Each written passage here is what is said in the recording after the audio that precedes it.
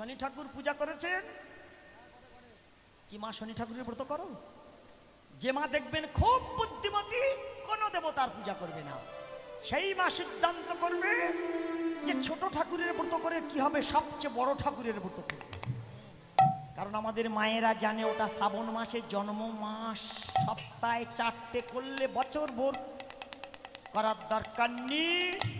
বড় ঠাকুরের ব্রত স্বামীকে বলবে আঙুর আনো, আপেল আনো, বেদানা আনো, নেশপাতি আনো, 150 আঠা আনো, 2টো কলা পাকা আনবে আর 200 চিনি আনো। সত্য কথা বলো মা, এই যে দামি দামি ফল পাকড় এনেছিলেন কোন ঠাকুরের থালার উপরে দিয়েছিলেন? আমি বলবো দামি দামি ফল পাকড় গুলো সব বড় ঠাকুরের থালার উপরে দিয়েছি। কারণ আমাদের মায়েরা জানে এই থালাটা বাড়ির মধ্যে আনতে নাই, তাই কোন রকমে পুষ্পাঞ্জলিটা হয়ে গেল। থানের পিছনে বসে বসে একলা সব খাব।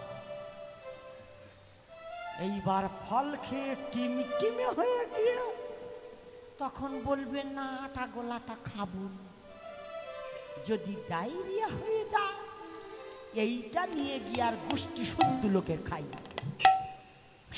মা, তাই না?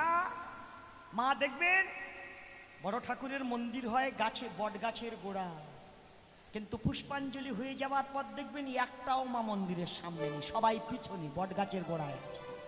খবরদার ওখানে ফল খেয়ে হাতটা ধুয়ে যেন গাছের গায়ে লাগিয়ে দিও না। শাঁখের ফুঁক পড়ে গেলে আর আপনি ব্রত করেছেন, আপনার কোনো কারণে হাতের জলটা যদি বট গাছের কোনো পাতায় বা শিকড়ে লাগে, অলক্ষ্মী আপনার ভর করে আপনার বাড়ি চলে আসবে। বট গাছের গায়ে দিনের বেলা লক্ষ্মী থাকে, সন্ধ্যা শাঁখের ফুঁক পড়ে গেলে লক্ষ্মী চলে যায় বট গাছ ছেড়ে, অলক্ষ্মী বিরাজ করে। এই জন্য তো বড় ঠাকুরের মন্দিরটা বট গাছের গোড়ায় হয়ে আছে। মানে না বুঝে ওখানে খাচ্ছ, ব্রত করে আপনার কি পুণ্য হবে?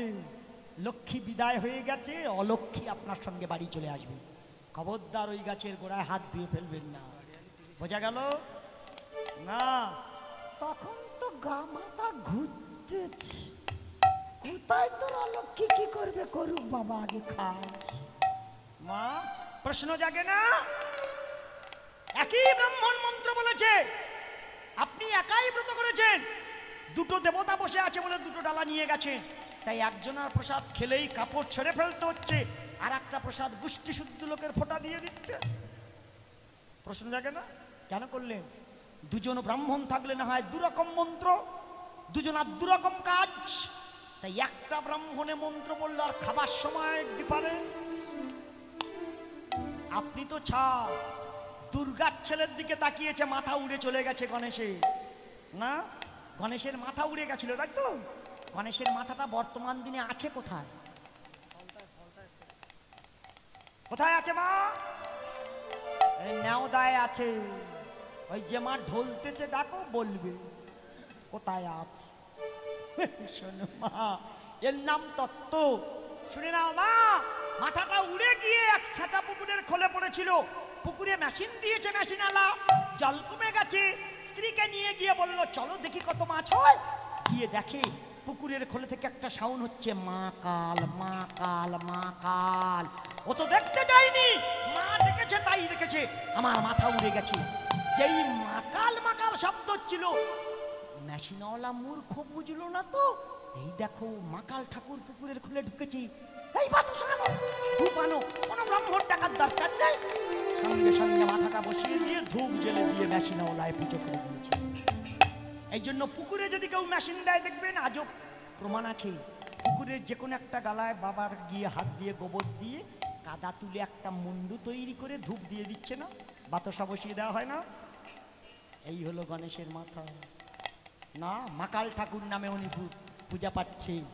মায়েরা দেহটা কোথায় ছিল অত আর বলবো না, আর একবার এলে তবে বলবো, দেহ যেখানে পারে যাগ্গি।